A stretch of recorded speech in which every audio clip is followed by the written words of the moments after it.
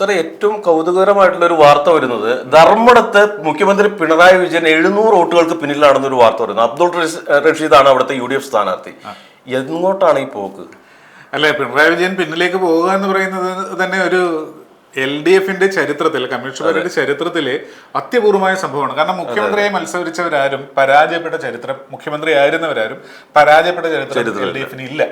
കാരണം അത്രമാത്രം പിന്തുണയുള്ള മണ്ഡലങ്ങൾ നോക്കിയാണ് അവർ നിൽക്കുന്നത്. പിണറായി വിജയനെ സംബന്ധിച്ചിടത്തോളം ധർമ്മടം അദ്ദേഹത്തിന്റെ പോക്കറ്റിൽ കിടക്കുന്ന മണ്ഡലമാണ്, പാർട്ടി ഗ്രാമമാണ്. അവിടെ കോൺഗ്രസിന്റെ അബ്ദുൾ റഷീദ് എന്ന് പറയുന്ന ഒരാൾക്ക് വിജയിക്കാൻ അത് ഒരു വലിയ വ്യക്തിയൊന്നുമല്ല. UDF-നെ സംബന്ധിച്ചിടത്തോളം വളരെ ദുർബലനായിട്ടുള്ള ഒരു വ്യക്തിയാണ്. പുറമേ നോക്കുമ്പോൾ ഇപ്പൊ ദുർബലനല്ല, ജയിക്കുകയാണെങ്കിൽ ദുർബലനല്ല. ഞാൻ പറയുന്നത് ഒരു തുടക്കത്തിൽ നമ്മളൊരു തെരഞ്ഞെടുപ്പ് പ്രക്രിയയിൽ ഒരു സ്ഥാനാർത്ഥി നിർത്തുമ്പോൾ പിണറായി വിജയനെ പോലുള്ള ശക്തനായിട്ടുള്ള ഒരാൾക്കെതിരെ അബ്ദുൾ റഷീദ് ഒരു വലിയ സ്ഥാനാർത്ഥിയല്ല, ദുർബലനാണ്. പക്ഷെ ആ അവസ്ഥയിൽ നിന്ന് അബ്ദുൾ റഷീദ് വിജയിച്ചു അല്ലെങ്കിൽ ലീഡ് ചെയ്യുക എന്ന് പറഞ്ഞാൽ പോലും അതൊരു ഭരണപക്ഷിക്കുള്ള വലിയൊരു അടിയാണ്. ഇപ്പൊ 700 വോട്ടിനാണ് അദ്ദേഹം ലീഡ് ചെയ്യുന്നതായിട്ട് കാണുന്നത്. ഇവിടെ മറ്റൊരു രസകരമായ സംഭവം ഞാൻ ഓർത്തു പോവുകയാണ്.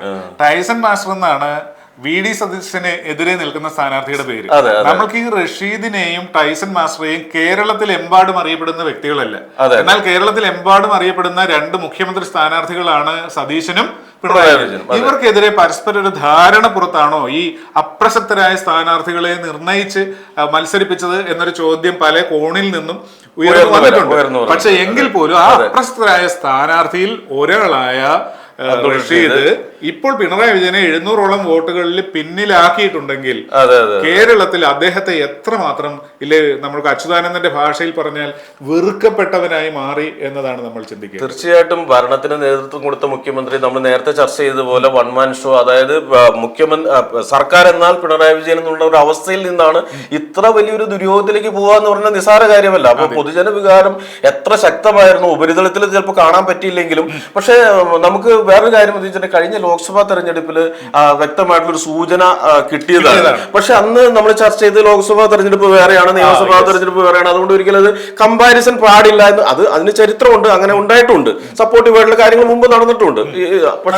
പക്ഷെ എന്നാൽ പോലും ഇതൊരു വലിയ സത്യമായിരുന്നു, ഒരു വലിയ സൂചനയായിരുന്നു എന്ന് അങ്ങനെയാണ് നമുക്ക് മനസ്സിലാക്കാൻ സാധിക്കുക തെരഞ്ഞെടുപ്പ് ഫലങ്ങൾ ട്രെൻഡ് കാണുമ്പോൾ. അത് LDF അത് പറഞ്ഞൊരു നുണയായിരുന്നു, അല്ലെങ്കിൽ ഒരു കള്ളമായിരുന്നു. കാരണം ഇതിനെ ബാധിക്കില്ല. കാരണം അണികളെ പിടിച്ചു നിർത്തണമെങ്കിൽ ഇങ്ങനെയുള്ള ചില വാചകങ്ങൾ, ഈ വാക്കുകളിൽ വിശ്വസിക്കുന്ന പാർട്ടി അണികൾ ധാരാളമുണ്ട്. പക്ഷെ യഥാർത്ഥത്തിൽ അതൊരു ചൂണ്ടുപലകയായിരുന്നു. നിങ്ങളുടെ പോക്ക് തെറ്റായ ദിശയിലേക്കാണ്, കപ്പൽ മുങ്ങും കപ്പിത്താൻ താഴെ പോകും എന്നുള്ള ചൂണ്ടുപലക അവർക്ക് വായിക്കാൻ പറ്റിയില്ല. അവരെന്ത് ചെയ്തു? അവര് ധരിച്ചിട്ടുണ്ടെങ്കിൽ ഇപ്പൊ പെൻഷൻ വീട്ടിൽ കൊണ്ടേ കൊടുക്കുക, അല്ല അതിന്റെ എമൗണ്ട് വർദ്ധിക്കുക, അതേപോലുള്ള ഈ ചെപ്പടി വിദ്യകളോ ഞുണുങ്ങു വിദ്യകളോ കൊണ്ട് ആൾക്കാരെ കയ്യിലെടുക്കാം എന്നുള്ളതാണ്. പക്ഷെ കോൺഗ്രസ് നന്നായി ഗ്രഹപാഠം ചെയ്തവരാണ്. 10 വർഷമാണ് അവർ പ്രതിപക്ഷത്തിരുന്നത്. ഇല്ലേ, അദ്ദേഹം പറഞ്ഞ പോലെ, ഷാജി പറഞ്ഞ പോലെ 10 വർഷം പിന്നിലായതാണ്. മതമാണ് പ്രശ്നം, ഇത്രയും നാളും കിട്ടാത്ത നേടിയെടുക്കണമെന്ന രീതിയിൽ ഘടകകക്ഷികളും കോൺഗ്രസ് പ്രവർത്തിച്ചു. ഘടകകക്ഷികളെല്ലാം ഇപ്പോൾ KM ഷാജിയുടെ വാക്കുകളാണെങ്കിലും പിന്നെ മതരാഷ്ട്രവാദമില്ലാത്ത സർട്ടിഫിക്കറ്റ് ആണെങ്കിലും ഈ ന്യൂനപക്ഷങ്ങൾ അതുപോലെ ഒന്നിച്ച അത് വളരെ ഒരു ദീർഘമായിട്ടുള്ള പ്ലാൻ കോൺഗ്രസിനുണ്ടായിരുന്നു എന്ന് വേണം കരുതാൻ. എന്നാൽ മാത്രം അത് രണ്ടും കൂടി സംയോജിപ്പിച്ച അത്തരത്തിലേക്ക് ഒരു പോക്ക് സാധ്യമാവുള്ളൂ. അപ്പൊ അത് വലിയ രീതിയിൽ ഒരു ക്യാമ്പയിൻ വളരെ അതിശക്തമായി അടിത്തട്ടിൽ നടക്കുന്നുണ്ടായിരുന്നു എന്നുള്ളത്. പക്ഷെ LDF-ന് അത് തിരിച്ചറിയാൻ പറ്റിയിട്ടുണ്ടോ ഇല്ല എന്ന് തന്നെയാണ് നമുക്ക് ഇത്തരം ഫലങ്ങൾ മനസ്സിലാക്കാൻ പറ്റും. സാറേ, LDF-ന് തിരിച്ചറിയാൻ പറ്റിയപ്പോൾ വൈകിപ്പോയി. ആ വൈകിപ്പോയതുകൊണ്ടാണ് അയ്യപ്പ സംഗമമൊക്കെ ചീറ്റിപ്പോയത്. കാരണം അതൊരു ശരിയായ പ്ലാനിങ്ങോടുകൂടിയായിരുന്നു നടത്തിയിരുന്നെങ്കിൽ അയ്യപ്പ സംഗമം വിജയിപ്പിക്കാമായിരുന്നു. അവർക്ക് ഹിന്ദു വോട്ടുകളെ തിരിച്ചുപിടിക്കാൻ പറ്റുമായിരുന്നു. അവർ ഹിന്ദു വോട്ട് ബേസിലേക്ക് കടന്നു കയറാൻ ശ്രമിച്ചെങ്കിലും അത് അവർക്ക് കിട്ടിയില്ല. NDA ഇപ്പൊ 6ാമത്തേലേക്ക് 5-ൽ നിന്ന് അവർ വീണ്ടും ഗ്രാഫ് ഉയർത്തിയപ്പോൾ 44-ലേക്ക് പിണറായി വിജയൻ താഴുകയും 90-ലേക്ക് UDF ഉയരുകയും ചെയ്തു. ഇവിടെ നാം മനസ്സിലാക്കേണ്ടത് പിണറായി വിജയൻ മുന്നിൽ നിന്ന് നയിച്ച ഈ ഇലക്ഷനിൽ അദ്ദേഹത്തിന്റെ തന്ത്രങ്ങൾ എല്ലാം സത്യസന്ധമായി പറഞ്ഞാൽ പൊളിഞ്ഞുപോയി എന്ന് തന്നെയാണ്. ഹിന്ദു വോട്ട് ബാങ്ക് അവർക്ക് കിട്ടിയുമില്ല. ന്യൂനപക്ഷത്തെ അവർ ഇത്ര നാളും കഷ്ടത്തിൽ വെച്ചുകൊണ്ടത് ചുമ്മാ അങ്ങ് UDF എടുത്തുകൊണ്ട് പോയി. അതുപോലെ തന്നെ സ്വർണ്ണക്കൊള്ള ആരോപണങ്ങളെല്ലാം, അപ്പോൾ അതിൽ ആരോപണ വിധേയരായിട്ടുള്ള ആളുകൾ, പാർട്ടിയിൽപ്പെട്ട ആളുകളെ ഏറ്റവും ആദ്യം തന്നെ അത്തരത്തിലൊരു ആരോപണം വന്ന സമയത്ത് തന്നെ സസ്പെൻഡ് ചെയ്യുക, അങ്ങനെയുള്ള കാര്യങ്ങൾ ചെയ്യാതെ സംരക്ഷിച്ച് നിർത്തുന്ന ഒരു നിലപാട് സ്വീകരിച്ചു. അതുകൊണ്ട് തന്നെ പൊതുജനങ്ങൾക്ക് ഇപ്പോൾ അയ്യപ്പ സംഗമം പോലുള്ള പിന്നെ ഹിന്ദുക്കളെ ആകർഷിച്ചു നിർത്താനുള്ള കാര്യങ്ങളിൽ വിശ്വാസ്യത നഷ്ടപ്പെട്ടു എന്ന് വേണം കരുതാൻ. കാര്യം ഇത് രണ്ട് തലത്തിൽ നിൽക്കുകയാണ്. സ്വർണ്ണക്കൊള്ളയിൽപ്പെട്ട ആളുകളെ സംരക്ഷിച്ചു നിർത്തും, അതിനോടൊപ്പം തന്നെ അയ്യപ്പ സംഗമം നടത്തുകയും ചെയ്യുമ്പോൾ ഇത് 2 വൈരുദ്ധ്യമാണ്. ആ വൈരുദ്ധ്യം അതിന്റെ ജനങ്ങൾ ആ വൈരുദ്ധ്യം തിരിച്ചറിഞ്ഞു വേണം കരുതാൻ. ഒരു പക്ഷേ അതെ, ഈ UDF സൈബർ ഇടങ്ങൾ പഴയതുപോലെയല്ല, അവരിപ്പോ സജീവമാക്കി. അവർ ഏറ്റവും കൂടുതൽ ചർച്ച ചെയ്ത വിഷയങ്ങളിൽ ഒന്ന് ശബരിമല വിഷയമായിരുന്നു.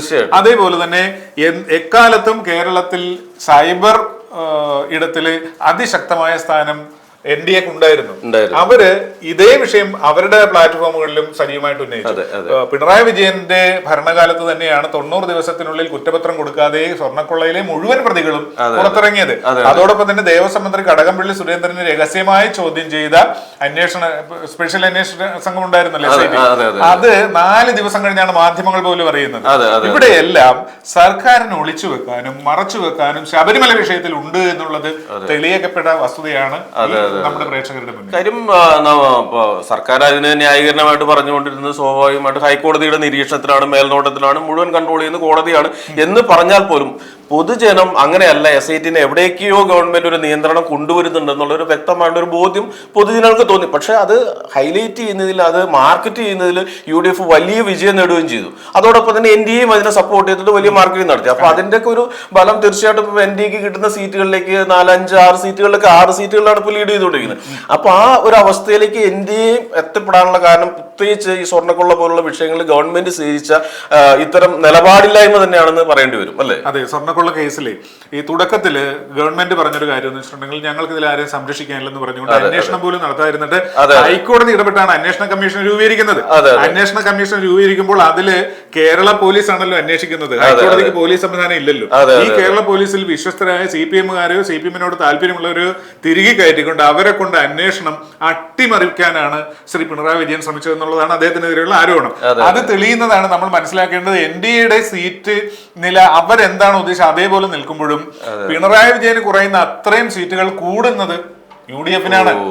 നമ്മൾ മനസ്സിലാക്കി 94 എന്ന ഒരു അവസ്ഥയിലേക്ക് ഭരിക്കുന്ന പാർട്ടിയാണെന്ന് ഓർക്കണം. മുഖ്യമന്ത്രി പോലെ അതിന്റെ പിന്നിലാണെന്ന് ഓർക്കണം. അതുപോലെ തന്നെ സാർ വേറൊരു കാര്യം, ഇപ്പോ നമ്മുടെ ഇലക്ഷൻ നടക്കുന്നതിന് തൊട്ട് എനിക്ക് തോന്നുന്നത് എന്റെ ഓർമ്മ ശരിയാണ് 2 ദിവസം മുമ്പെങ്ങാണ് രേവന്ത് റെഡ്ഡി, ഒരാഴ്ച മുമ്പാണ് രേവന്ത് റെഡ്ഡി ഇവിടെ വന്ന് പ്രസംഗിക്കും പോകുമ്പോന് വിജയ എന്നുള്ള പ്രയോഗം നടത്തും. അതിനും മറുപടിയായിട്ട് പറഞ്ഞൊരു വാചകം ഡാഷ് മോനെ എന്ന് പറയുന്നത്, അത് എനിക്ക് തോന്നുന്നു പാർട്ടി നേതാക്കന്മാർക്ക് തന്നെ അത് ദഹിച്ചിട്ടില്ല. ആർക്കും മാത്രം അതൊരു സുഖകരമായിട്ടുള്ളൊരു മറുപടിയായിട്ട് തോന്നിയിട്ടില്ല. പക്ഷെ പിണറായി വിജയൻ എന്ന് പറയുന്ന മുഖ്യമന്ത്രി ഇലക്ഷന്റെ അന്ന് രാവിലെ വോട്ട് ചെയ്യാൻ വരുമ്പോൾ പത്രക്കാർ ചോദിക്കുമ്പോഴും ആ കാര്യം ആവർത്തിക്കുകയാണ്. വോട്ട് ചെയ്യാൻ ക്യൂവിൽ നിൽക്കുന്ന ആളുകളുടെ എല്ലാം കയ്യിൽ മൊബൈൽ ഫോണുള്ള കാലമാണ്. അവരെപ്പോഴും മൊബൈലിൽ ഇതിങ്ങനെ അപ്ഡേറ്റ് ചെയ്തുകൊണ്ടിരിക്കുകയാണ്. അത്തരത്തിലുള്ള നിരുത്തരവാദപരമായിട്ടുള്ള പ്രസ്താവനകൾ ഈ തെരഞ്ഞെടുപ്പിനെ ബാധിച്ചിട്ടുണ്ടാവുമോ? അത് സ്റ്റാലിന്റെ കാലഘട്ടത്തില് ഈ സ്റ്റാലിനും ഇതേപോലെയാണ് ചെയ്യുന്നത്. അപ്പൊ കേരള സ്റ്റാലിനും അതേ മാതൃകയാണ് പിന്തുടരുന്നത്. ഇന്നും റഷ്യയിൽ സ്റ്റാലിന്റെ ഫോട്ടോ ഇല്ലെങ്കിലും കേരളത്തിലെ പാർട്ടി ഓഫീസുകളിൽ സ്റ്റാലിന്റെ ഫോട്ടോ ഉണ്ട്. അപ്പൊ സ്റ്റാലിൻ എന്ന് പറയുന്നത് ഇവർക്ക് മാതൃകാ പുരുഷനാണ്. അദ്ദേഹത്തിന്റെ സമീപനമാണ് കേരളത്തിൽ ശ്രീ പിണറായി വിജയൻ എടുക്കുന്നത്. അതിൽ എതിരാളികളെ ഒന്ന് കേൾക്കാൻ തയ്യാറായില്ല. ചട്ടിയുമെടുത്ത് നടന്നൊരു ലേഡി ഉണ്ടല്ലോ, അവരുടെ പേര് ഞാനിപ്പോ മറന്നുപോയി, മറിയ ചേടത്തി. ഈ മറിയ ചേടത്തിയോടൊക്കെ പ്രതികരിച്ചത് എങ്ങനെയാണെന്നും അവിടെ ആശാ വർക്കർമാരോടുള്ള സമീപനം എന്തായിരുന്നു എന്നുള്ളത് നമ്മൾ കണ്ടതാണ്. ഒരു മുഖ്യമന്ത്രി എന്ന് പറയുന്നത് ധാർഷ്ട്യത്തിന്റെ ആ ആടയാഭരണങ്ങൾ ഊരി മാറ്റിക്കൊണ്ട് മനുഷ്യ സ്നേഹത്തിന്റെയും പരസ്പരം ഇടപഴകാൻ പറ്റുന്ന, എനിക്ക് അപ്രോച്ചബിൾ ആണെന്നൊരു തോന്നലാണ് മുഖ്യമന്ത്രിയെ സംബന്ധിച്ച് എനിക്കുണ്ടാകും. ഉമ്മൻചാണ്ടിയെ നമുക്ക് അത് പ്രത്യേകമായിട്ട് മാതൃകയായിട്ട് പറയാം. ഇവിടെ എല്ലാം പിണറായി വിജയൻ ഒരു പരാജയമായിരുന്നു. അതെ അതെ, തീർച്ചയായിട്ടും. ഇപ്പൊ അതിനകത്ത് ഗവൺമെന്റ് എന്ന് പറഞ്ഞുകൊണ്ട് തന്നെയായും ഏറ്റവും കൂടുതൽ ആശാവർക്കന്മാരെ ഇന്ത്യയിൽ സപ്പോർട്ട് ചെയ്യുന്ന സംസ്ഥാനമാണ് കേരളം എന്നെല്ലാം പറയുമെങ്കിലും അത് ഒരു വസ്തുതാപരമായിട്ട് അതിനകത്തൊക്കെ ശരിയുണ്ടാവും. പക്ഷെ സമരം ചെയ്യുന്ന ആളുകളെ, ആശാവർക്കന്മാരാണെങ്കിലും ആരാണെങ്കിലും, അവരോടൊരു ചർച്ച നടത്താനോ ഫലപ്രദമായിട്ട് അവരെ ഇടപെടാനോ പറ്റിയിട്ടില്ല. അവിടെ എല്ലാം അവർക്ക് പൊതുജനത്തിന് കാണാൻ പറ്റിയത്. അപ്പൊ അതിന്റെ മെറിറ്റും ഡിമെറിറ്റും അല്ല. പൊതുജനം ആത്യന്തികമായിട്ട് നോക്കുമ്പോൾ ഇത്തരത്തിലുള്ള സമരങ്ങളോട് സർക്കാർ എങ്ങനെ പ്രതികരിക്കുന്നു, ആ ആറ്റിറ്റ്യൂഡിനെയാണ് പൊതുജനം ചോദ്യം ചെയ്തെന്നാണ് എനിക്ക് തോന്നുന്നത്. അതെ, ആശാവർക്കർമാർ സമരം ചെയ്യുന്ന കാലം, ആ സമയത്ത് മുഖ്യമന്ത്രി അങ്ങോട്ട് ഇറങ്ങി ചെല്ലുകയാണ്. അതെ, മുഖ്യമന്ത്രി ഇറങ്ങി ചെന്നിട്ട് എന്താണ് നിങ്ങളുടെ പ്രശ്നം, നിങ്ങളിപ്പോ സമരം ചെയ്യുന്നുണ്ടോ, നമുക്ക് സമരം വേണ്ട, ഏതായാലും അടുത്ത ആഴ്ച നമുക്ക് ഇതിനെ സംബന്ധിച്ചൊരു ചർച്ച നടത്താം, നിങ്ങളുടെ പ്രധാനപ്പെട്ട നേതാക്കൾ വരും, നമുക്ക് വിജയ് കാളിൽ ഇരുന്ന് സംസാരിക്കാം എന്ന് പറഞ്ഞാൽ ഈ മുഖ്യമന്ത്രിയോട് അവരുടെ മനോഭാവം എന്തായിരിക്കും? നമ്മൾ ഓർക്കേണ്ടത് ഈ നാട്ടിലെ ജനങ്ങളുടെ നികുതി പണമാണ് സർക്കാർ എല്ലാ കാര്യങ്ങളും ആശാവർക്കർമാർക്ക് കൊടുക്കുന്നത്. അതേ പണം തന്നെയാണ്. അപ്പൊ അത് നികുതിദായകരോട് അഹങ്കാരം കാണിച്ചുകൊണ്ട്, അല്ലെങ്കിൽ പഴയ ഭാഷയിൽ കടക്ക് പുറത്തു എന്ന് പറയുന്നത് ജനങ്ങൾ മറക്കയില്ല. അവരെ സംബന്ധിച്ചിടത്തോളം വോട്ട് വോട്ട് ചെയ്യുമ്പോൾ ഇപ്പൊ നോക്കൂ 94-46 നമ്മൾ കാണുന്ന ഒരു ലീഡ് നിലയാണ്. അപ്പൊ 94 എന്ന് പറയുന്നത് 100ലേക്ക് കടക്കുവാനായിട്ട് ഇനി വലിയ താമസം വ്യത്യാസമല്ല. കാരണം ക്രമാനുഗതമായിട്ട് വർദ്ധിച്ചു വരുമ്പോൾ സ്വാഭാവികമായിട്ടും 100-ൽ നിൽക്കുമോ എന്ന് തന്നെ സംശയിക്കേണ്ട ഒരു അവസ്ഥയിലേക്കാണ് പോയിരിക്കുന്നത്. അപ്പൊ ഇവിടെ നമ്മൾ അപ്പോഴും നോക്കൂ, NDA സ്റ്റേബിൾ ആണ്. അതെ അതെ അതെ. അപ്പൊ ആരാണ് ഇതിന്റെ ഈ പിണറായി വിജയന്റെ നയങ്ങളുടെ കെടുതികൾ മൊത്തം അനുഭവിച്ചത്? CPM എന്ന പാർട്ടിയാണ്. അതിന്റെ ഘടകകക്ഷികൾ പലരും പിന്നിലാണ്. എന്താ കാരണം? അതിൽ ഘടകകക്ഷികളെ സംബന്ധിച്ച് നമുക്ക് പരാതി പറയേണ്ട സാഹചര്യങ്ങളൊന്നും ഉണ്ടായിട്ടില്ല. പക്ഷെ അവർ പോലും ഇതിനെ ബലിയാടുകളായി എന്നുള്ളതാണ്. അതെ അതെ. അല്ല, പ്രധാനമായിട്ടുള്ള ഒരു ഘടകകക്ഷിയായിട്ടുള്ള കേരള കോൺഗ്രസിൽ ഇപ്പോ തെരഞ്ഞെടുപ്പിന് മുമ്പ് ഒരു അഭ്യൂഹമാണെങ്കിൽ പോലും ഇപ്പൊ ജോസ് കെ മാണി UDF-ലേക്ക് പോകുമോ, പോകാനുള്ള സാധ്യതയുണ്ടെന്ന് പറയുന്നു. റോഷി ഹസനെ അതിനെ ശക്തമായിട്ട് പ്രതിരോധിക്കുന്നു. അപ്പൊ അത്തരത്തിലുള്ള കോൺഫ്ലിക്റ്റ് ഘടകകക്ഷികൾ പോലും ഉണ്ടായിരുന്നു. കാര്യം എവിടെ നിൽക്കണം എന്നുള്ളത്, പ്രത്യേകിച്ച് കേരള കോൺഗ്രസിന്റെ ഒരു രാഷ്ട്രീയം എന്ന് വെച്ചാൽ അധികാര സ്ഥാനത്തേക്ക് നിൽക്കുന്ന ഒരു മാറി നിൽക്കുന്നതാണ്. അപ്പൊ അത്തരത്തില് അവിടെ തന്നെ ഒരു അഭിപ്രായ വ്യത്യാസം ഉണ്ടാവണമെങ്കിൽ അവിടെയും സംശയം ഉണ്ടായിരുന്നു, ആശങ്കകൾ ഉണ്ടായിരുന്നു, അണികളിലും ആശയക്കുഴപ്പമുണ്ടായിരുന്നു. അപ്പൊ അതൊക്കെ വലിയ തോതിൽ ഈ ഘടകകക്ഷികളുടെ തോൽവിയിലേക്കൊക്കെ വരുന്നതിനെ കുറിച്ചുള്ള ആ സംഭവങ്ങളൊക്കെ വാർത്തയൊക്കെ വരുമ്പോൾ നമുക്ക് അങ്ങനെയും ചിന്തിക്കേണ്ടി വരും. അത് ഈ ഘടകകക്ഷികൾ മാറാനുള്ള സാഹചര്യം എങ്ങനെ ഉണ്ടാകുന്നു? അതായത് അടുത്ത ഭരണം കിട്ടാൻ സാധ്യതയില്ലെന്നുള്ള ചിന്ത അവരിലോ അല്ലെങ്കിൽ പൊതുജനത്തിലോ ഉണ്ട് എന്നൊരു സാഹചര്യത്തിലാണ് മുന്നണി വിടാൻ സാധ്യതയുണ്ടെന്നുള്ള ചോദ്യം വരുന്നത്. അതോടൊപ്പം മറ്റൊരു കാര്യം കൂടെ ഓർക്കണം, ലീഗിനെ ഈ പാർട്ടിയിലേക്ക്, അതായത് LDF-ലേക്ക് കൊണ്ടുവരാനായിട്ട് കിണഞ്ഞു പരിശ്രമിച്ചു. ഈ കിണഞ്ഞു പരിശ്രമിച്ചിട്ട് ലീഗ് വന്നില്ല. പിന്നെ എന്തുകൊണ്ട് ജോസ് കെ മാണി പോയില്ല എന്നൊരു ചോദ്യമുണ്ട്. ജോസ് കെ മാണി പോയ പിന്നെ രാഷ്ട്രീയമായിട്ട് അദ്ദേഹത്തെ ശിഖണ്ഡി എന്ന ആൾക്കാർ വിളിക്കും. ഓരോ ഭരണകക്ഷിയിലും, ഇപ്പൊ ഇതിനു മുൻപുള്ള ഭരണകക്ഷിയിൽ അദ്ദേഹം ഉണ്ടായിരുന്നു, പിന്നെ 10-5 വർഷം ഇവിടെ ഇരുന്നു, അതിനുശേഷം വീണ്ടും മറ്റേലേക്ക് പോകുന്ന പറയുമ്പോൾ രാഷ്ട്രീയമായിട്ട് ഒരു ഉളുപ്പൊക്കെ വേണമല്ലോ. അതിപ്പോ പിണറായി വിജയൻ ഇല്ലെങ്കിൽ പോലും അദ്ദേഹത്തിന് കുറച്ചുള്ളത് കൊണ്ടായിരിക്കും അദ്ദേഹം പോകാതിരുന്നത്. പക്ഷെ എങ്കിൽ പോലും ഇതെല്ലാം ഞങ്ങൾക്ക് ജയിക്കണമെങ്കിൽ ഞങ്ങളുടെ പ്രവർത്തികളോ ഞങ്ങളുടെ പദ്ധതികളോ കൊണ്ടല്ല ജയിക്കാൻ പറ്റുന്നത്, മതമോ രാഷ്ട്രീയമോ സെന്റിമെന്റലായിട്ടുള്ള മറ്റു വിഷയങ്ങളോ ഉപയോഗിച്ചാലേ പറ്റൂ എന്നുള്ളതാണ് നമ്മൾ ഇതിനെല്ലാം കൂട്ടി വായിക്കുമ്പോൾ ഇവര് അങ്ങനെയാണ് അതിനെ കരുതിയിരുന്നതാണ് മനസ്സിലാകുന്നത്. അതെ അതെ അതെ, തീർച്ചയായിട്ടും. അതേപോലെ തന്നെ മറ്റൊരു കാര്യം ചിന്തിക്കുകയാണെങ്കിൽ ഇപ്പോ ഘടകകക്ഷികളുടെ കാര്യം തന്നെ ചിന്തിച്ചിട്ടുണ്ടെങ്കിൽ ഇപ്പോ കേരള കോൺഗ്രസിൽ വലിയ അഭിപ്രായ വ്യത്യാസങ്ങൾ നടന്നു. അപ്പൊ അതിന്റെ ഒരു പ്രധാന കാരണം ഇപ്പൊ പണ്ട് കെ എം മാണിയൊക്കെ ഉണ്ടായിരുന്ന കാലത്ത്, കെ എം മാണി സാറൊക്കെ ഉണ്ടായിരുന്ന കാലത്ത് ഒരു ശക്തമായിട്ടുള്ള തീരുമാനം എടുക്കാൻ ഒരു നേതാവ് ഉണ്ടായിരുന്നു. പക്ഷെ ആ ഒരു നിലവാരത്തിലേക്ക് ജോസ് കെ മാണി എത്തിയിട്ടുണ്ടോ എന്നുള്ളൊരു പ്രശ്നമാണ്. കേരള കോൺഗ്രസിന്റെ ഒരു അസ്തിത്വത്തെ തന്നെ ഭാവിയിൽ ബാധിക്കുന്ന ഒരു പ്രശ്നമാണ്. കോൺഫ്ലിക്റ്റുകളുടെ ഒരു പരമ്പര വരാനുണ്ടെന്നാണ് നമുക്ക് ഇപ്പോ ഇതിൽ നിന്ന് മനസ്സിലാക്കേണ്ടത്. അപ്പോൾ അങ്ങനെ ഘടകകക്ഷികളിൽ CPI-യിലാണെങ്കിലും പലതരത്തിലുള്ള അഭിപ്രായ വ്യത്യാസങ്ങൾ, അതായത് മുഖ്യമന്ത്രിയുടെ ആറ്റിറ്റ്യൂഡിനെതിരെ ഇപ്പോ ഇത്തരത്തിലുള്ള ചില ഭാഷകൾക്കെതിരെ വിരോധിഷം പ്രകടിപ്പിച്ച ഒരു നിസ്സംഗത അല്ലെങ്കിൽ അതിനെ എതിർത്ത് പറഞ്ഞ ഒരു മനോഭാവമൊക്കെ ഉണ്ട്. അപ്പൊ അതിൽ നിന്ന് എല്ലാം മനസ്സിലാക്കി ഘടകകക്ഷികൾ പൊതുവെ അസ്വസ്ഥരായിരുന്നു. അപ്പൊ അതിന്റെ എല്ലാം കൂടി പ്രതിഫലനമായിട്ടാണ് നമുക്ക് ഈ ബലത്തെ കാണാൻ പറ്റുക. അതെ, ഈ ഘടകകക്ഷികൾക്ക് പറ്റി ഇതിൽ പറ്റി ഒരു വലിയൊരു അബദ്ധമുണ്ട്.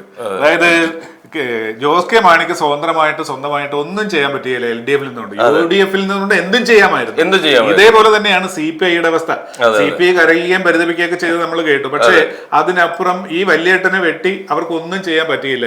അപ്പൊ പിന്നെ ഗണേഷ് കുമാറിന്റെ കാര്യം, ഒരു മികച്ച മന്ത്രി, എന്തെല്ലാം അലിഗേഷൻസ് ഉണ്ടെങ്കിലും ഒരു മികച്ച മന്ത്രിയാകാനുള്ള പ്രവർത്തനങ്ങൾ എല്ലാ അവസരത്തിലും അദ്ദേഹം ചെയ്യുന്നതാണ്. അദ്ദേഹത്തിന് വല്ലതും ചെയ്യാൻ പറ്റിയില്ല. അപ്പൊ ഘടകകക്ഷികൾ കൂടെയാണ് ഈ കപ്പലിനോടൊപ്പം അവരുടെ അതിർത്തി ഉണ്ടായിരുന്നു. പക്ഷെ അതിർത്തി പ്രകടിപ്പിച്ചാൽ അതൊന്നും മാനിക്കുകയോ അത് പരിഗണിക്കുകയോ പരിഹരിക്കുകയോ ചെയ്യുന്ന നേതൃത്വം ആയിരുന്നില്ല CPM-ന്റെ പിണറായി വിജയന്റെ കാലത്ത് ഉണ്ടായിരുന്നത് എന്നതാണ്. ഈ ഇപ്പൊ നോക്കൂ, 39 LDF-ന്റെ ഇപ്പോഴത്തെ അവസ്ഥയാണ് 39, 95 എന്ന അവസ്ഥയിലേക്ക് UDF വീണ്ടും. അപ്പൊ എക്സിറ്റ് പോൾ റിസൾട്ടിനെയും മറികടന്നുകൊണ്ടാണ് പോകുന്നത്. 93 കുറച്ചു മുമ്പ്, രണ്ടെണ്ണം വ്യത്യാസം വരും. അതാണ് ഞാൻ ആദ്യം പറഞ്ഞ ക്രമാനുഗതമായിട്ടുള്ള. ഇപ്പൊ 100-ൽ നിൽക്കോ അതിൽ നിൽക്കോ എന്നുള്ളതൊന്നും നമുക്ക് ഇപ്പോഴത്തെ അവസ്ഥയിൽ പറയാൻ പറ്റില്ല. അത്തരത്തിലാണ് അതിന്റെ ഒരു പോക്ക് പോയിക്കൊണ്ടിരിക്കുന്നത്. NDAക്ക് ഇതിനേക്കാൾ കൂടുതൽ പ്രയോജനം ഉണ്ടായിരുന്നു. 11 വരെ പോകാമെന്ന് പറഞ്ഞവരുണ്ട്, 3 വരെ കിട്ടാന്ന് പറഞ്ഞവരുണ്ട്. പക്ഷെ എങ്കിൽ പോലും അവരവരുടെ മധ്യത്തില് അവരിൽ വലിയ വേരിയേഷൻ വരാതെ അവർ നിൽക്കും. അല്ല, അത് മാത്രമല്ല സാറേ, നമുക്ക് നേരത്തെ സർവേ ഫലങ്ങൾ പ്രവചിച്ചാണെങ്കിൽ പോലും 2 സീറ്റ് 3 സീറ്റാണ് പ്രവചിച്ചത്. പൊതുവെ രാഷ്ട്രീയ നിരീക്ഷകർ പ്രവചിച്ചതും 2 സീറ്റ് അല്ലെങ്കിൽ 3 സീറ്റാണ്. പക്ഷെ BJP അതിൽ വലിയ അവകാശവാദങ്ങളൊക്കെ ഉണ്ടായിരുന്നെങ്കിൽ പോലും എല്ലാവരും പ്രതീക്ഷിച്ചിരുന്ന ഒരു സംഖ്യനേക്കാൾ വലിയ മുന്നേറ്റം, അതായത് പ്രതീക്ഷിച്ച സംഖ്യനെ ഒരു ഇരട്ടിയോളം സീറ്റിൽ മുന്നേറ്റം നടത്തുക എന്ന് പറഞ്ഞാൽ ചെറിയ കാര്യമല്ല, അത് വലിയ വളർച്ചയാണ്. ഇപ്പൊ നേരത്തെ 9 മന്ത്രിമാർ പിന്നിലായിരുന്നെങ്കിൽ മന്ത്രിമാരുടെ ഇപ്പൊ 39 14 മന്ത്രി പിന്നിലേക്കായി പോകുന്ന കാഴ്ച നമ്മൾ UDF-ന്റെ ആരോപണം ഏകദേശം സത്യമായിട്ട് വരിക എന്നുള്ള ഒരു അവസരക്കാണ്. എല്ലാ മന്ത്രിമാരും തോൽക്കുന്നുള്ളതായിരുന്നു UDF-ന്റെ പ്രധാന അവര് എല്ലാ മന്ത്രിമാരും തോൽക്കും 100+ എന്നാണ് അവർ പറഞ്ഞത്, വിജയം എന്ന് പറഞ്ഞത്. പക്ഷേ ഇവിടെ ഏറ്റവും വലിയ സാധ്യത എന്ന് പറയുന്നത് UDF-ന്റെ ഈ അതിശക്തമായ പൊസിഷൻ UDF-നകത്ത് തന്നെ അധികാര രാഷ്ട്രീയത്തിന്റെ വടംവലികളിലേക്ക് ഉള്ള ശ്രമം ഇപ്പോഴേ തുടക്കമുണ്ടാകാൻ കാരണമാകും. കാരണം സേഫ് ആയിട്ടാണ് ഇനി ഭരിക്കാൻ അവസരം കിട്ടുന്നത്. ഈ രീതിയിൽ മുന്നോട്ട് പോയാൽ ഒരു മുഖ്യമന്ത്രി എന്ന രീതിയിൽ ധൈര്യമായിട്ട് കണ്ണടച്ച് ഭരിക്കാൻ പറ്റും. തന്നെയുമല്ല ഘടകകക്ഷികൾക്കൊന്നും ഭീഷണിപ്പെടുത്താൻ പറ്റാത്ത രീതിയിൽ അതിശക്തമാകും കോൺഗ്രസ്. അത് അതിന് മുമ്പുണ്ടായിരുന്ന അവസരക്കാലും ഒരു വ്യത്യാസമാണ്. കാര്യം കഴിഞ്ഞ 2016 എന്ന് വെച്ചിട്ടുണ്ടെങ്കിൽ UDF-ൽ അപ്രമാദിത്വം ഉണ്ടായിരുന്നത് ലീഗിനാണ്. അപ്പൊ ലീഗ് മത്സരിക്കുന്ന 26 സീറ്റിലെന്ന് തോന്നുന്നു, 26-27 സീറ്റിലാണ്. അപ്പോൾ 100 സീറ്റിലേക്ക് 100 സീറ്റിന് മുകളിലേക്ക് UDF-ന് അധികാരം കിട്ടിയാൽ 75%, അതായത് മഹാഭൂരിപക്ഷവും കോൺഗ്രസ് അംഗങ്ങളാണ് വരുന്നത്. അപ്പൊ ലീഗിന്റെ പഴയ അപ്രമാദിത്വം ഒന്നും ഇല്ലാതെ മന്ത്രിസഭ താഴെ പറ്റില്ല. അത് പറഞ്ഞുകൊണ്ട് വിരട്ടാൻ പറ്റില്ല.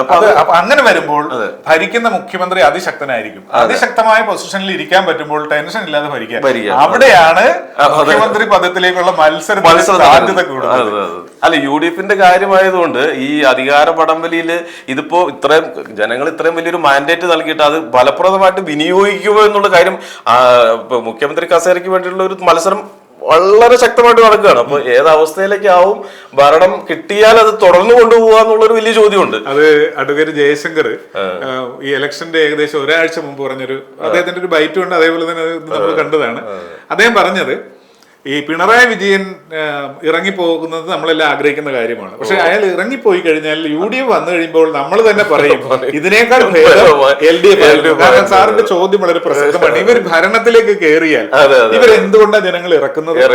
അഴിമതി കാണിച്ചോ ജനങ്ങൾക്കെതിരായിട്ടുള്ള പ്രവർത്തനം നടത്തിക്കൊണ്ടാണ്.